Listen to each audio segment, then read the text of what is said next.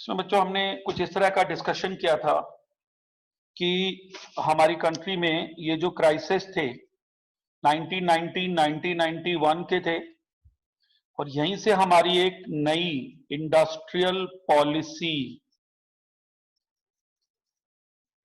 a new industrial policy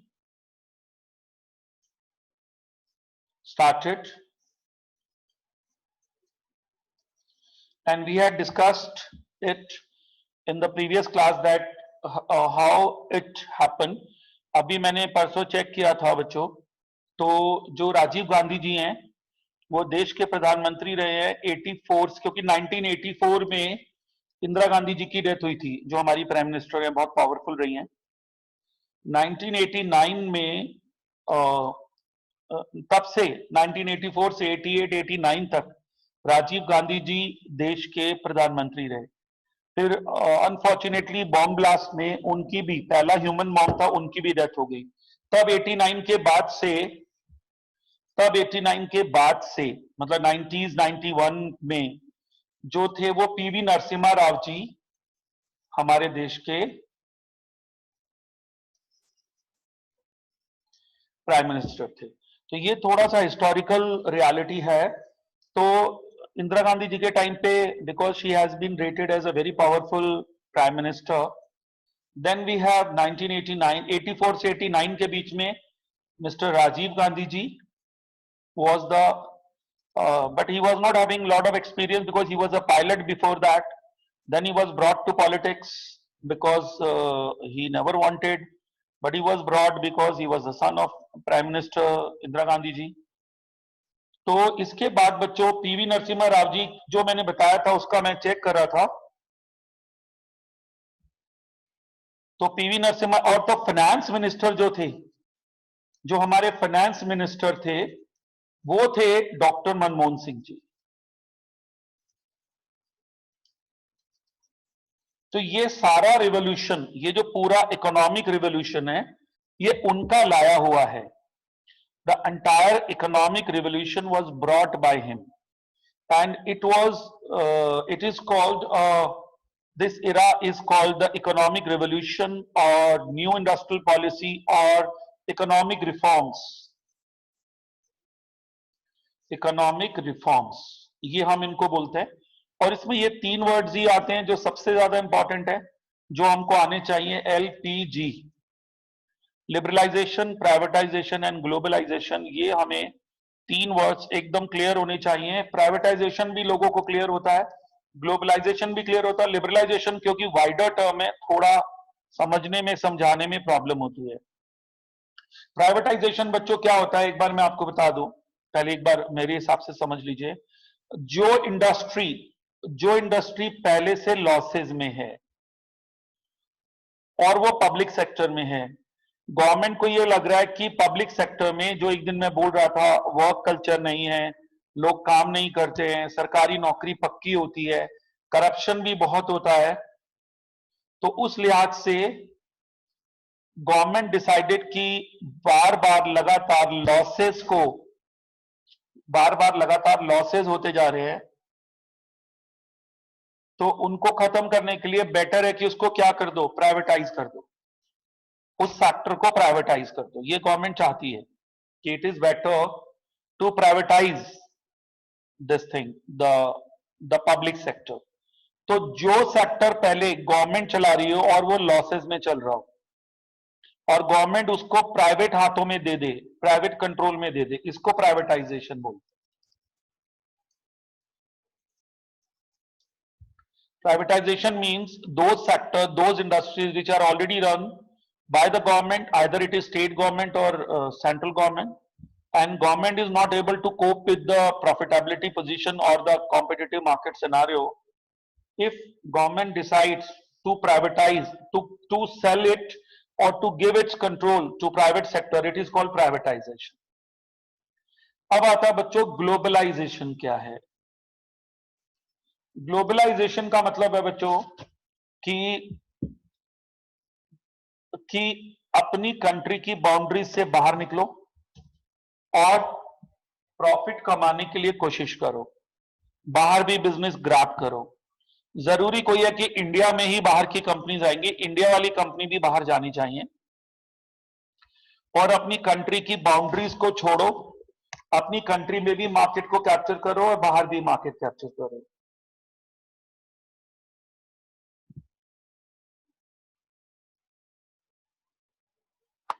इसको हम बोलते हैं बच्चों, it is called globalisation.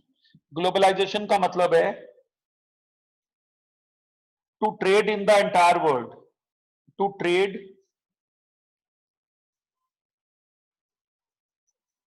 to do business with the entire world.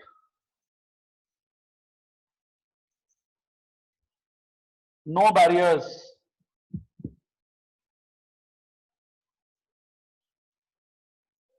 And do not trade within the boundaries of the country. You can trade within the boundaries and as well as outside the boundaries. This is globalization. Free flow of men, machines, money, technology, machine में भी cover हो जाता है, etc. No restriction, no global restriction, no global restriction, no global restriction.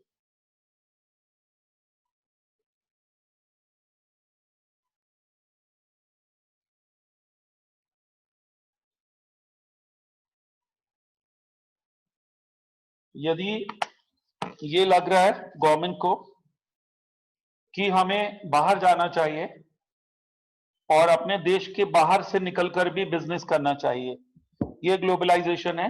और मैं बार बार बोल रहा हूं, free flow, free uninterrupted flow, uninterrupted flow, आवागमन, आना जाना, कोई कहीं जाए, कहीं बिजनेस करे। देखो, फॉरेन एक्सचेंज के क्राइसिस कैसे दूर होंगे? ग्लोबल जब तक इकोनॉमी नहीं होगी। आप बच्चों, एक एग्जांपल मैं देता हूं, नेशनल गेम होते हैं, ध्यान से समझना मैं क्या कहना चाह रहा हूं। नेशनल गेम का मतलब है ओनली पार्टिसिपेंट्स आर इंडियंस, तो फर्स्ट भी इंडियन है, सेकंड भी इंडियन है और थर्ड भी इंडियन है, क्योंकि उसमें है ही कौन? इंडियन इंडियन है। तो हम बड़े बोलते हैं यार बड़े गोल्ड मेडल है ये वो। जब वही इंडियंस ओलंपिक में जाते हैं, जब वही इंडियंस कहां जाते हैं बच्चों? ओलंपिक में जाते हैं, तो बहुत मामलों में सबसे पीछे नजर आते हैं।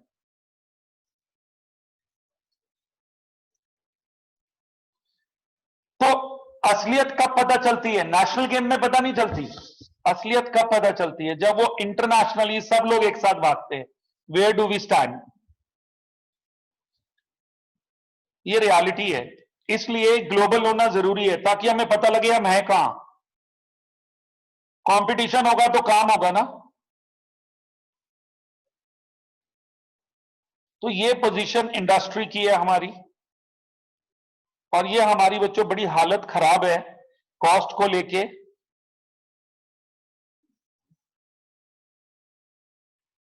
कॉस्ट को लेके, क्वालिटी को लेके।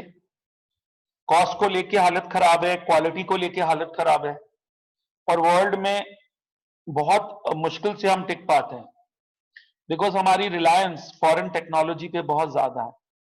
ग्लोबलाइजेशन से बच्चे एक फायदा हुआ हमें, नुकसान तो नहीं हुआ इतना, फायदा बहुत हुआ। सबसे बड़ा फायदा foreign reserve, foreign exchange reserve, इसका बड़ा फायदा हुआ हमें। FII अभी समझाऊंगा, एंड FDI ये बढ़ा, gone up, it has gone up.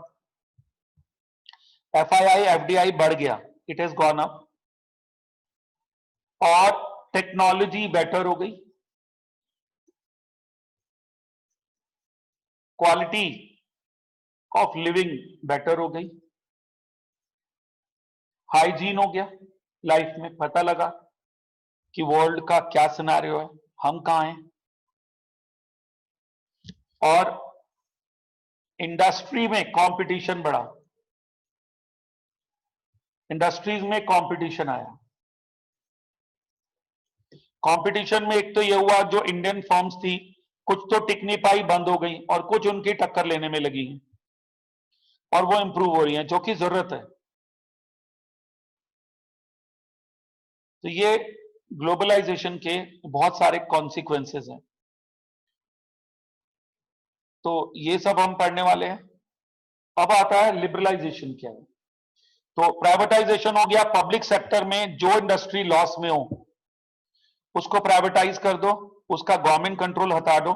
उससे एक बहुत बड़ा फायदा होगा, प्राइवेटाइजेशन से सरकार को पैसे बहुत मिलते हैं, क्योंकि जो सरकारी, जैसे मान लीजिए सरकार ओएनजीसी में कुछ हिस्सा बेचेगी, एसबीआई के कुछ शेयर्स बेचेगी, एमटीएनएल गवर्नमेंट ने बेचा, मारुति के शेयर्स बहुत बेचे, उससे गवर्नमेंट को करोड़ों रुपए मिलते हैं और वो फिस्कल डेफिसिट को दूर करने में काम आते हैं और बाकी चीजों में यूज होते हैं।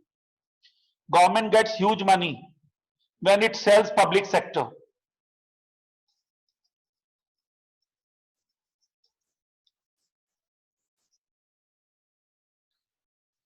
Government gets huge money from divestment.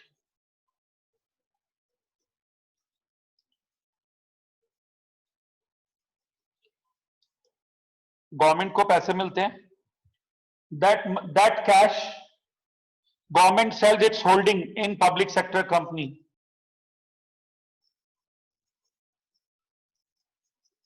Government sells its holding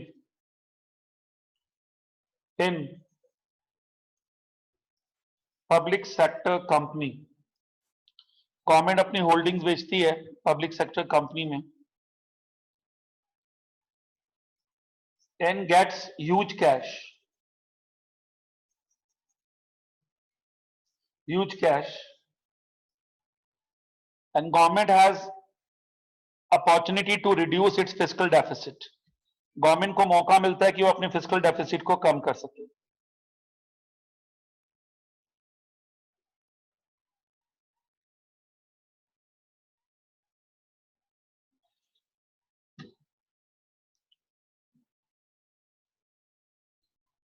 government को बहुत पैसे मिलते हैं जब गवर्नमेंट सरकारी कंपनी के शेयर्स को बेचती है, उसको डाइवेस्टमेंट या डाइवेस्टिचर बोलते हैं, आप डिक्शनरी में चेक कर सकते हो। Government sells its holding in public sector company and gets huge cash. Such cash is used for welfare of India, welfare of the country, for improving economic conditions, for recovering fiscal deficit,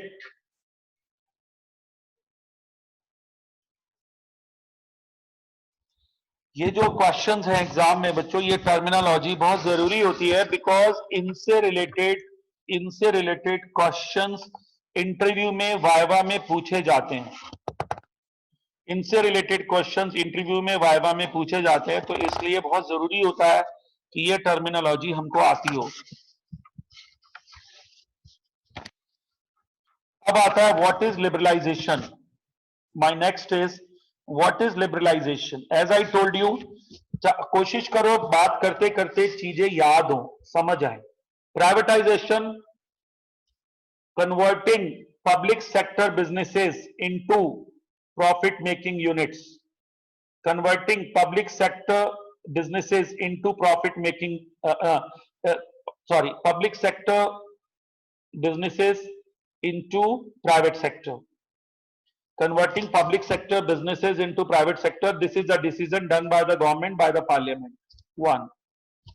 And opening up the sector which was earlier reserved for public sector, now private sector can also become a participant in opening the industry or businesses. It is called also privatization. Earlier in our country, the telecommunication was only reserved for government. Now it is open up for private. Even the railway government is gradually, a portion of it is privatizing, so that the management, the ticket distribution, the reservation, the hygiene, the food supply, a private sector can apply. So government is making lot of arrangement. So privatization का मतलब है जो industries पहले सरकारी क्षेत्रों में reserve थी, उन इंडस्ट्रीज को अब किस लाइन में खोल दिया? जो इंडस्ट्रीज पहले सरकारी क्षेत्रों में रिजर्व थी, उनको अब प्राइवेट सेक्टर में खोल दिया, ये भी प्राइवेटाइजेशन है। जो उद्योग धंधा लॉस में चल रहा और सरकार के कंट्रोल में हो, उसको भी प्राइवेटाइज कर दो, उसका कंट्रोल प्राइवेट सेक्टर में दे दो,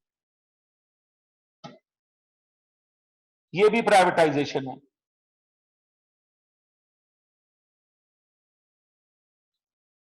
ठीक है, अब आता है बच्चों इसमें what is globalisation, sorry liberalisation.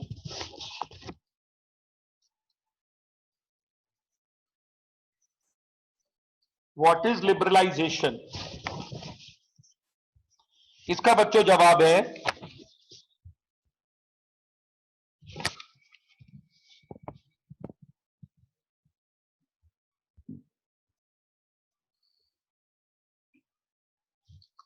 अब ध्यान से सुनना है। Liberalisation means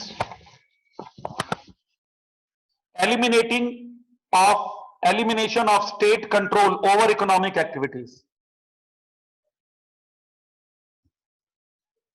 Elimination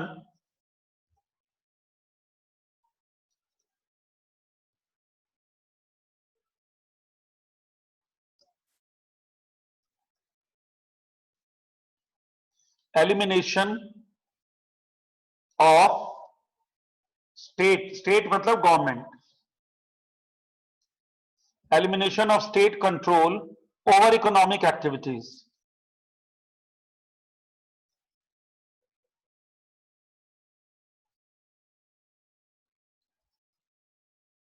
It implies greater autonomy to the business.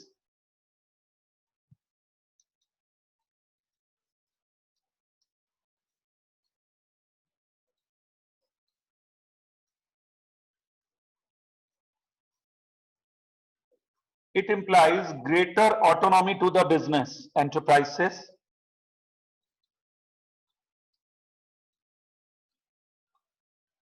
in decision making.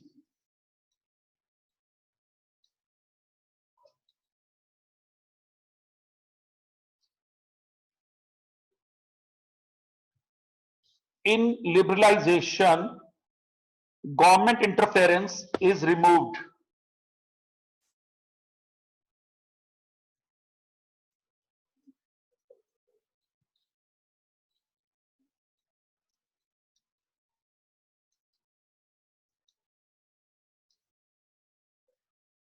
Is removed.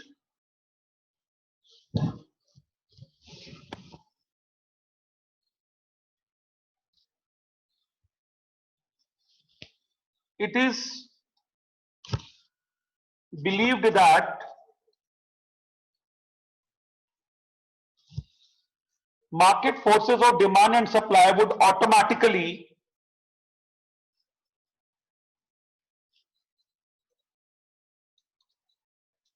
market forces of demand and supply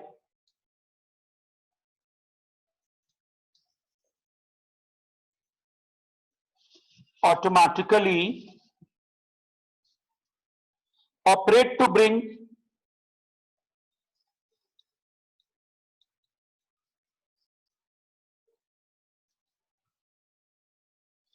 greater efficiency in economy. Greater efficiency in economy.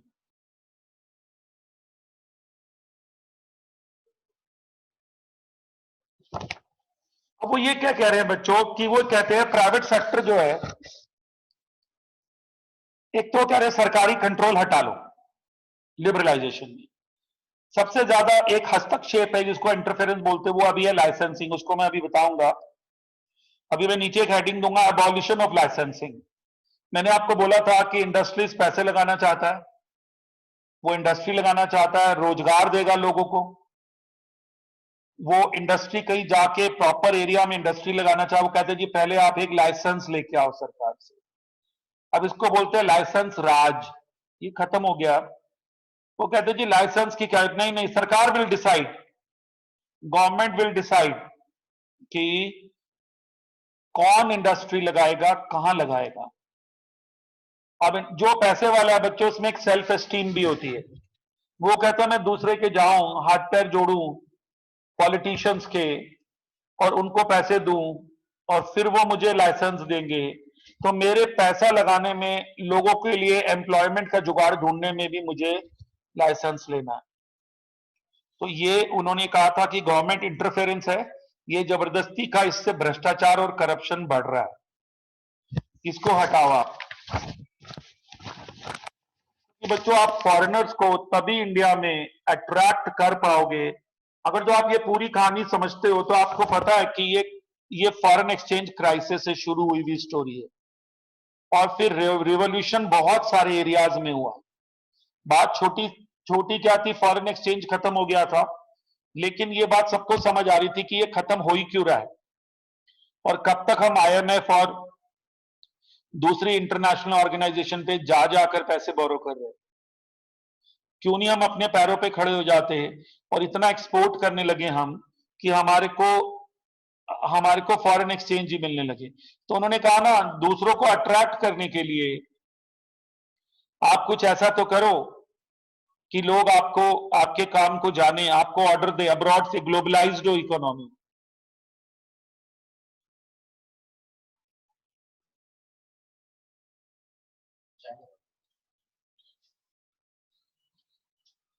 ठीक है बच्चों, तो ये जो है,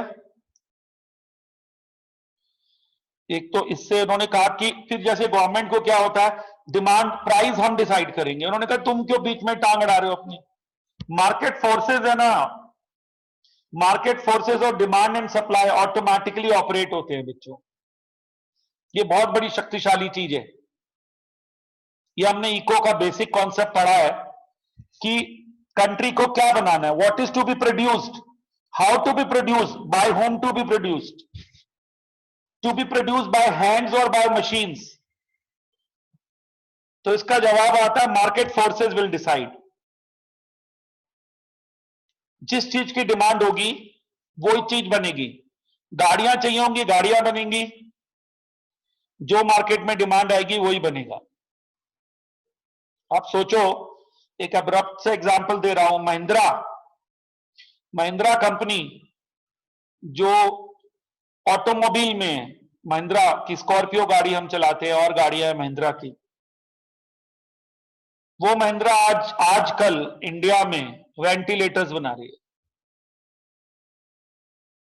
क्योंकि इस पैंडेमिक में किसकी डिमांड क्रिएट हो गई, वेंटिलेटर्स चाहिए, वो वेंटिलेटर बनाना शुरू हो गई। तो चलो उनकी चैरिटी का भी मोटिव है, वेलफेयर का भी है, उनकी चैरिटी का भी मोटिव है, वेलफेयर मोटिव भी है, बट कहीं ना कहीं दे आर डिसाइडिंग ना, they are deciding what is to be made, how to be made. तो एक एक एक क्या चाहिए कंट्री को, गन्स चाहिए, तो गन्स बनेंगी,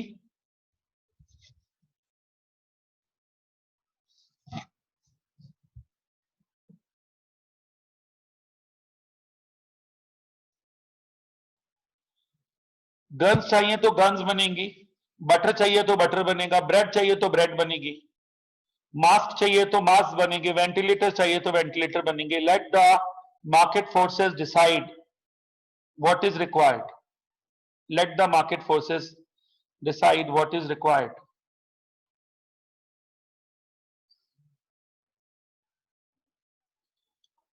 Now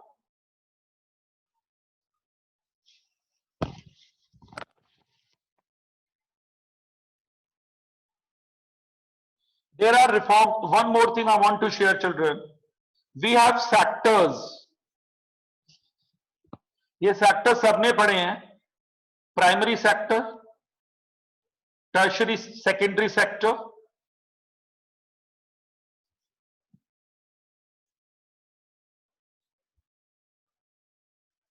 एंड टर्शरी सेक्टर.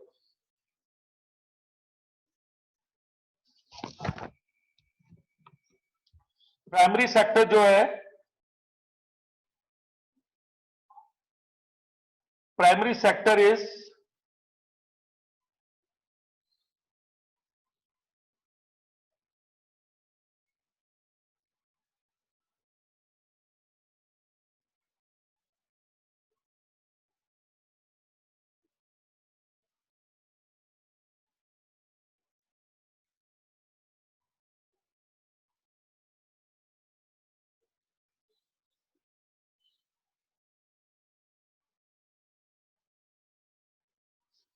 तो बच्चों जो प्राइमरी सेक्टर है या टर्शरी सेक्टर है या सेकेंडरी, इसमें एक आता है एग्रीकल्चर, एक आता मैन्युफैक्चरिंग सेक्टर,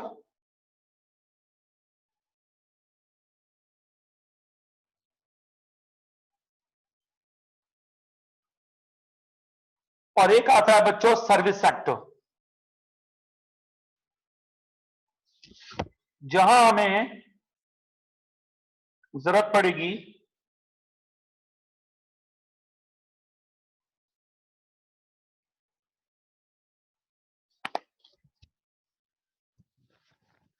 तो दे आर सेइंग कि कौन कौन से सेक्टर में रिफॉर्म करने हैं.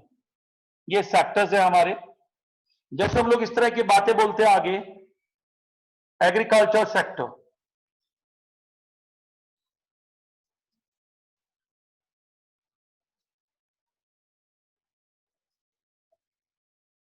Banking sector, financial sector, agriculture sector, banking sector, financial sector, then insurance sector. ये हमारे सेक्टर्स है, वाइडर लेवल पे है. दे आर वाइडर लेवल पे.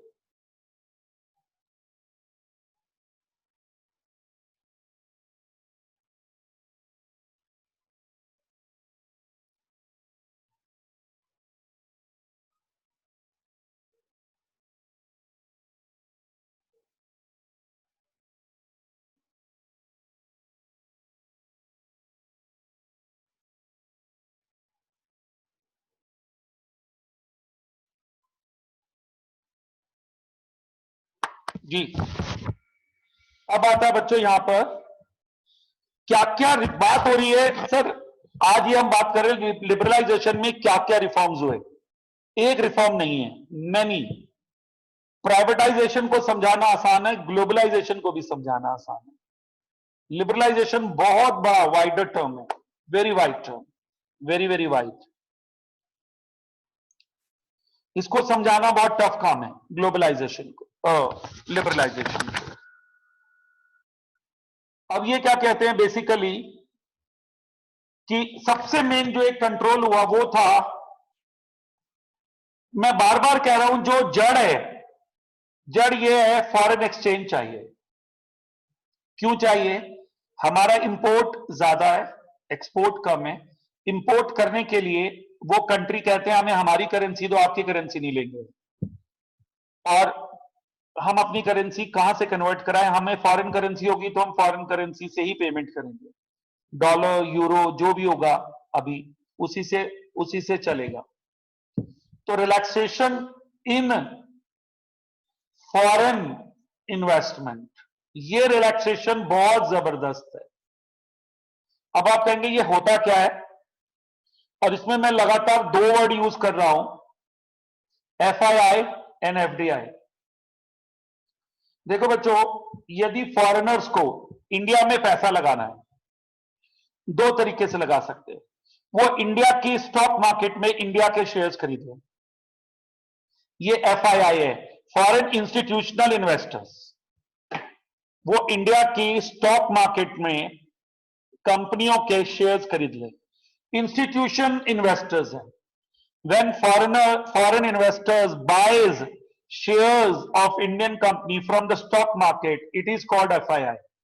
It is very risky. Why? Anytime they can sell the shares and quit. There is a problem in FII. In FDI, they can't quit. FDI, they can't quit. How and why? How and why? Its answer is, suppose McD's outlets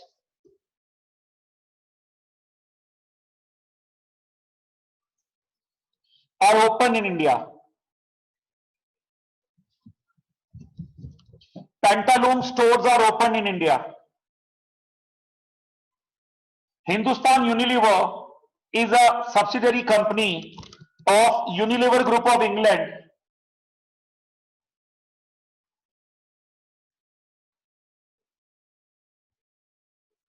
They have invested money in assets.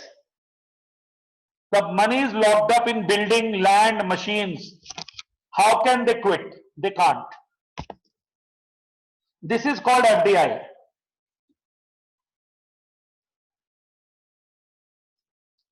This is called FDI. They can't run away. They cannot. Because they have locked the money in plant, machines, showrooms.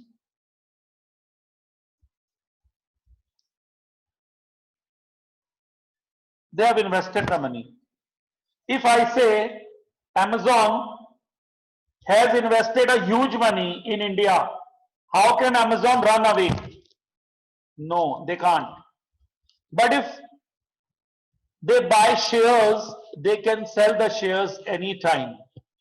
Because whenever they need money, they can sell the shares and easily quit. This is called FII, Financial Institution Investors. Easy to quit, easy to invest. When it is FDI,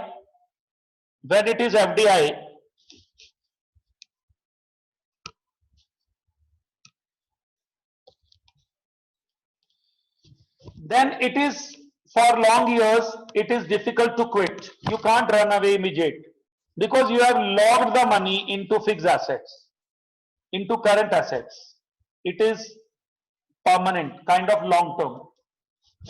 Now, one more thing I want to clear.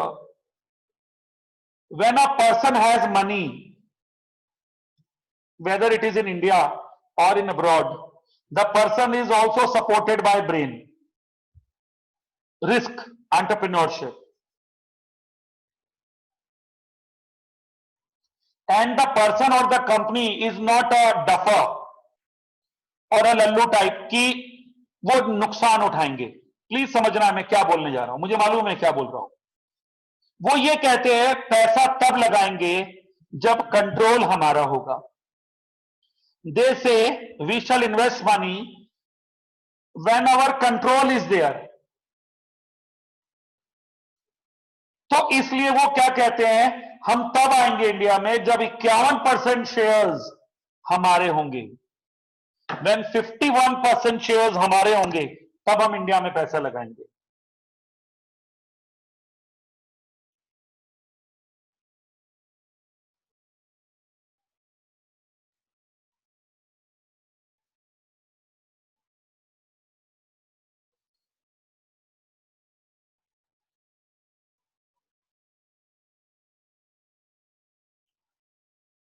तो बच्चों इसमें क्या होता है, what is happening now.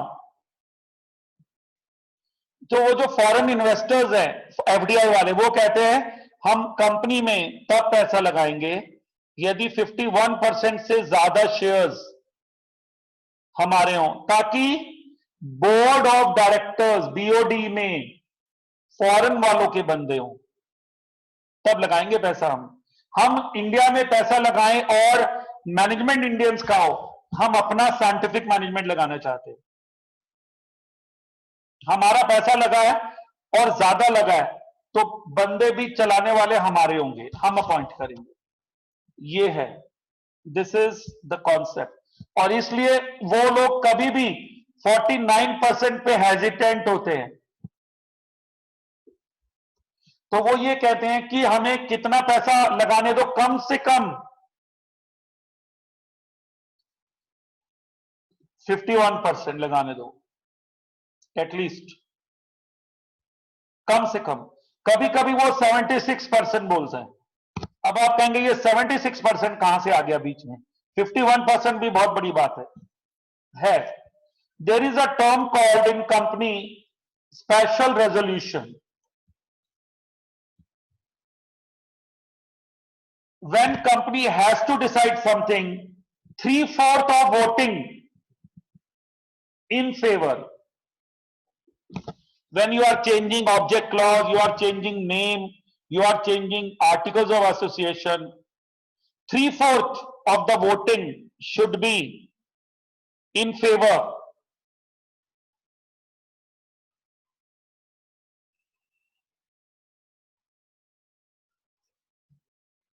Three-fourth of the voting in future in favor, in favor.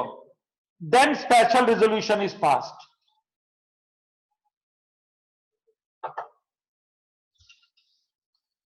तो इसलिए वो लोग लगातार they request that we will not come to your country to invest money until we are allowed minimum 51% or 76% shares stake in the company if it is open in India.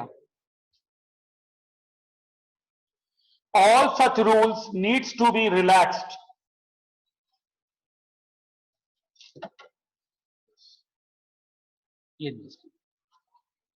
All such rules needs to be relaxed so that we can attract them, we can invite them. This was liberalization. To relax the norms.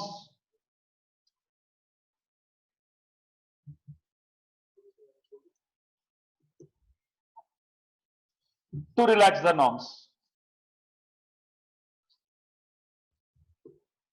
और ये liberalisation में government ने किया। आज प्रधानमंत्री जी एक मुहिम चलाते हैं मेक इन इंडिया। वो कहते हैं मुझे इंडिया लाके इंपोर्ट नहीं करना है, मुझे इंडिया में बनाना है। आप फॉरेन टेक्नोलॉजी ले आओ मगर फैक्ट्री कहां डालो, इंडिया में डालो। स्टार्टअप्स के लिए गवर्नमेंट बहुत सारे कंसेशन देने को तैयार है। Make in India, there is a campaign of the government that product should be made in India. बहुत हो गया, बिकॉज ये मोदी जी चाह रहे हैं कि स्टार्टअप्स इंडिया में लगे, मेक इन इंडिया कैंपेन चले और फॉरेनर्स आए। फिर वो और वर्ड बोल रहे हैं ease of doing business.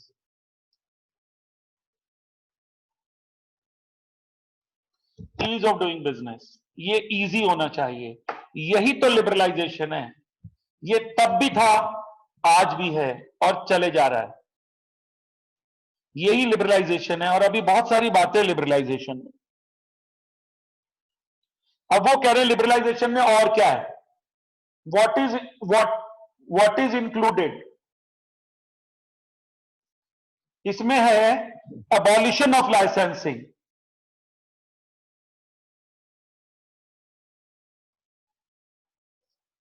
Abolition of licensing. Only 6 industries were kept for licensing. Only 6 industries for licensing. Rest, no license needed. Rest में no license needed. कोई लाइसेंस नहीं चाहिए बाकियों में, बाकी इंडस्ट्री में। और ये 6 भी कौन सी हैं, आपको देख के लगेंगे कि हां ये गवर्नमेंट के कंट्रोल में होनी चाहिए। Alcohol, cigarette, industrial explosive,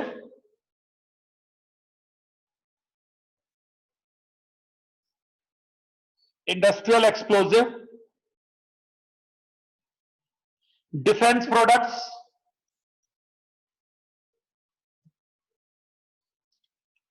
drugs and pharmaceuticals.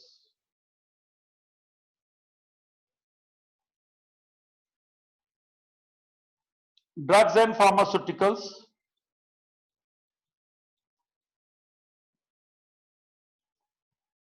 बस ये इंडस्ट्रीज बची है, कुछ एक आध और होंगी। अब देखो अल्कोहल, आप खुद सोचो, इस पे तो लाइसेंसिंग होनी चाहिए, वैसे भी लोग बहुत परेशान है आजकल।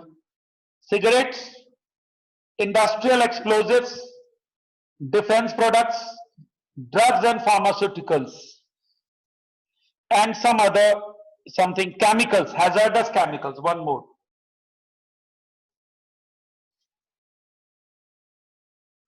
इनको सरकार ने बोला इन पे लाइसेंसिंग खत्म नहीं कर रहे हैं, बाकी सब पे लाइसेंसिंग खत्म, बाकी सब पे लाइसेंसिंग खत्म, गवर्नमेंट सेट। अब इसके सिवाय second was liberalisation of foreign investment, जो मैंने अभी बेसिक बताया।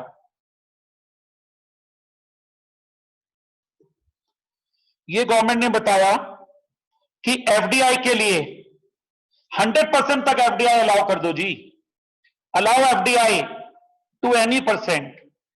अब एक्चुअली आप कहेंगे ये 51% का चक्कर क्या होता था, लोग विरोध क्यों करते थे? इसका बच्चों जवाब आता है, लोग विरोध इसलिए करते थे, उनको ये लगता था ये बड़े बड़े जाइंट्स, फॉरेन बिग जाइंट्स जब इंडिया में आएंगे तो हम उनका सामना नहीं कर पाएंगे, तो वो ये कहते थे कि सर इनको प्लीज ऐसे मत करो, इनको रोको। और डब्ल्यूटीओ ये कहता है यार इन्हें इन्हें क्यों रोकना, जब ग्लोबलाइजेशन में हो आप। सिक्स इंडस्ट्री मैंने बताई, chemical, chemical hazardous chemical, hazard खतरे वाले केमिकल, हैजर्डस केमिकल। तो गवर्नमेंट ने रिलैक्स किया, कहीं 51% अलाउ करा, कहीं 74, कहीं 76, कहीं 100% अलाउ करा। एफडीआई, फॉरेन डायरेक्ट इन्वेस्टमेंट, जिससे कि इंडिया में खूब पैसा इन्वेस्ट हो, इंडिया में खूब पैसा इन्वेस्ट हो।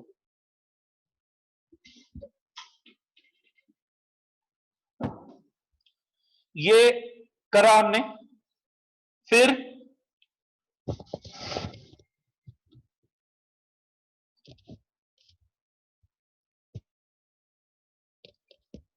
है तीसरा, रिमूवल ऑफ लोकेशनल रेस्ट्रिक्शन।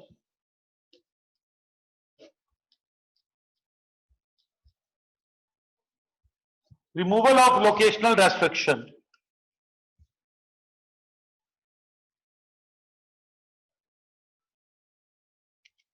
उन्होंने कहा पहले क्या होता था, अलग अलग सेंट्रल गवर्नमेंट के रूल थे, यहां इंडस्ट्री नहीं लगानी, यहां नहीं लगानी, यहां नहीं लगानी, तो फिर लगानी कहां है? तो उन्होंने बोला do not violate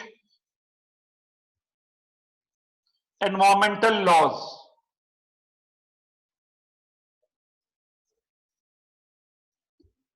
environmental laws violation मत करो, choose any area and establish industry.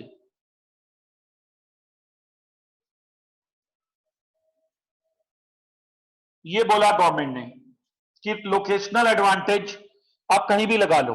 फिर लिबरलाइजेशन इन इंपोर्टिंग फॉरेन टेक्नोलॉजी, ये बहुत ही बढ़िया फैसला था।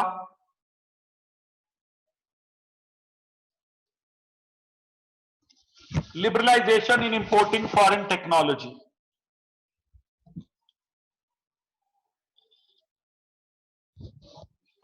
ये क्या है बच्चों? अब एक बात समझो, फॉरेन टेक्नोलॉजी आएगी, क्वालिटी बढ़ेगी। एक मैंने एक एग्जांपल दिया था, अगर जो हम फॉरेन टेक्नोलॉजी के प्रोडक्ट्स खरीदते हैं और वो इंडिया में बनते हैं, टेक्नोलॉजी फॉरेन की है, हम उन्हें रॉयल्टी देते हैं, तो बनाने वाले इंडियंस है ना, प्रोडक्ट बनाने के लिए फॉरेनर्स को ही आते हैं, वो तो बस अपनी टेक्नोलॉजी देते हैं। अब माइक्रोसॉफ्ट वाले हमें सॉफ्टवेयर दे रहे हैं, विंडोज या एप्पल वाले अपना सॉफ्टवेयर दे रहे हैं, तो क्या वहां से वो अमेरिकन भेज रहे हैं यहां कि जाके चलाओ इनके कंप्यूटर? हम ही तो चला रहे हैं अपने कंप्यूटर, बस हमें उनका सॉफ्टवेयर भी तो चाहिए, हमें उनकी टेक्नोलॉजी तो चाहिए, बंदे तो हमारे हैं, तो जॉब क्रिएशन तो होगा भाई। कोई टेक्नोलॉजी आएगी, कोई इंडस्ट्री लगेगी, तो जॉब तो क्रिएट होगा।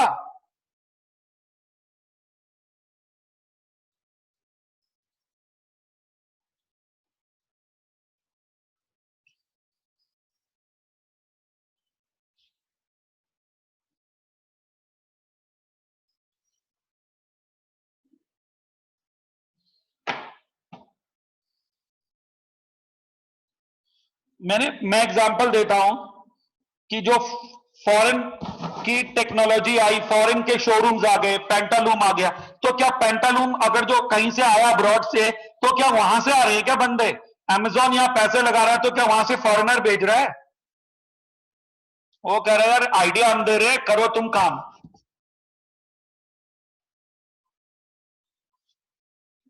दे आर सेइंग दिस कि तुम अपना हिसाब से बिजनेस चलाओ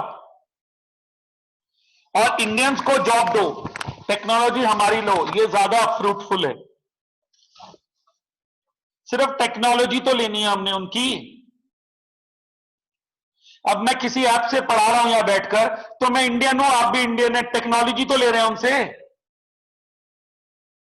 फायदा हो रहा है ना।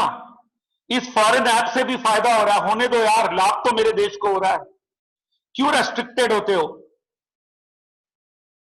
यही सोच है बस, यही सोच है। इसी को लिबरलाइजेशन बोलते हैं, और इसी को बोलते हैं कि थोड़ा सा कंजर्वेटिज्म खत्म करो, enjoy the things in industry, in business, if you are getting it from foreign technology.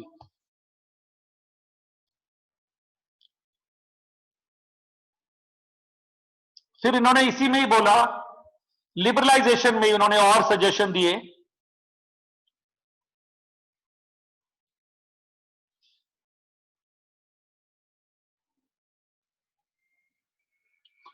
कि फॉरेन टेक्नोलॉजी लाओ, इंडिया में प्रोडक्ट्स बनाओ, फिर उनको एक्सपोर्ट भी करो।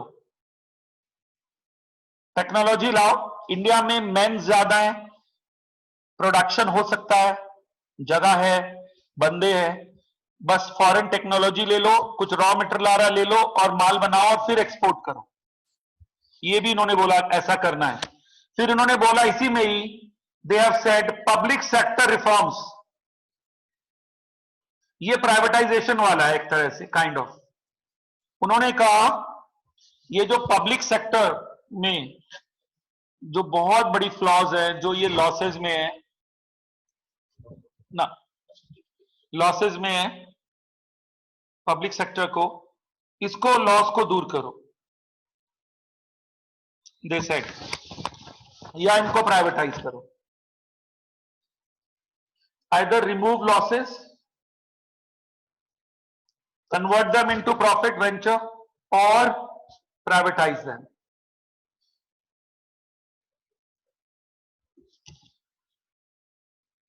और एक और बच्चों, एक और इशू था हमारी कंट्री में, MRTP act, monopolies and restrictive trade practices act. एक कहावत बहुत सालों से है,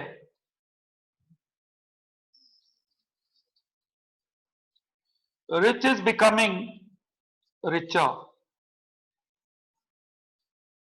पुअर इज बिकमिंग पुअरर।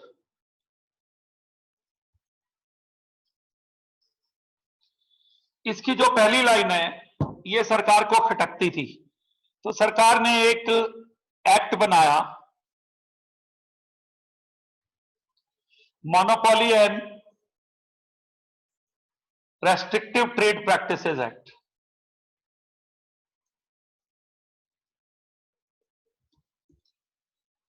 इसमें भी सरकार ने यह कोशिश करी कि वो लोग आगे आए जिनकी ऑलरेडी इंडस्ट्री नहीं है, और वो लोग को थोड़ा पीछे करते हैं जो ऑलरेडी बहुत रिच है। यहां पर गवर्नमेंट ने एक लॉ लेके आई 1969 में। ये लॉ भी हमारे गले में, एक जैसे कहते हैं ना, गले में ही अटक गया, बहुत बड़ी मुसीबत बन गया। और ये बहुत ही इम्प्रैक्टिकल अप्रोच से लाया गया 1969 में। इस लॉ को बच्चों लाया गया कि जो ऑलरेडी जिनकी इंडस्ट्रीज हैं, जिनके काफी उद्योग धंधे चल रहे हैं, उन्हें और इंडस्ट्रीज की परमिशन नहीं देंगे। सर, जिन पे पैसे थे उन्हें और इंडस्ट्री की परमिशन मिली नहीं, जिन पे पैसे थे उन्हें और इंडस्ट्रीज की परमिशन मिली नहीं, जिन पे पैसे नहीं थे उनको बोला इंडस्ट्री लगाओ, उन्होंने कहा लगाए कहां से, हमारे पास पैसे नहीं है। इंडस्ट्रियल ग्रोथ ही रुक गई और रुक गई। गवर्नमेंट को समझ आ गई, डॉक्टर मनमोहन सिंह ने कहा भैया जिस पे पैसा है वही तो लगाएगा, और एम्प्लॉयमेंट तो तभी क्रिएट होगा। उस पैसे वाले से इतनी हेट्रेड क्यों है? किसी की तकदीर हो सकती है, किसी का दिमाग हो सकता है, किसी की मेहनत हो सकती है।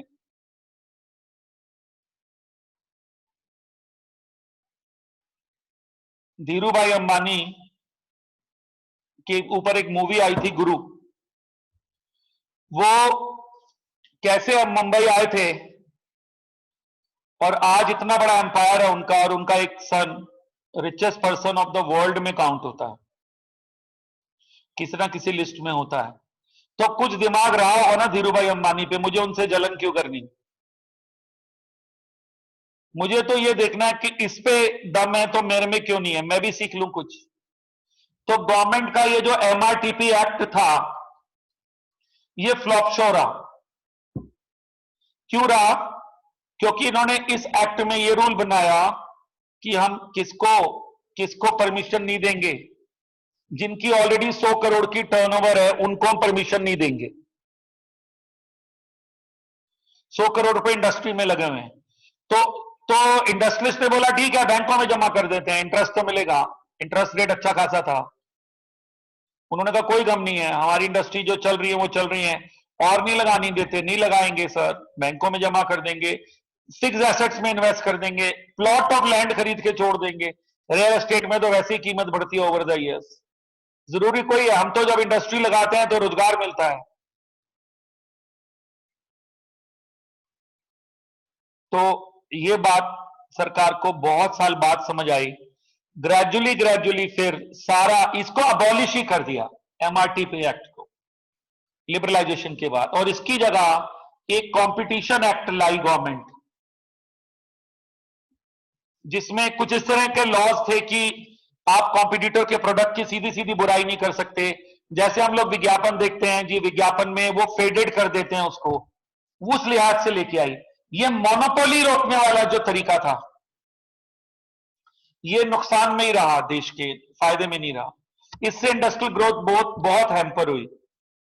तो ये भी एक लिबरलाइजेशन में एक स्टेप था कि आप इनको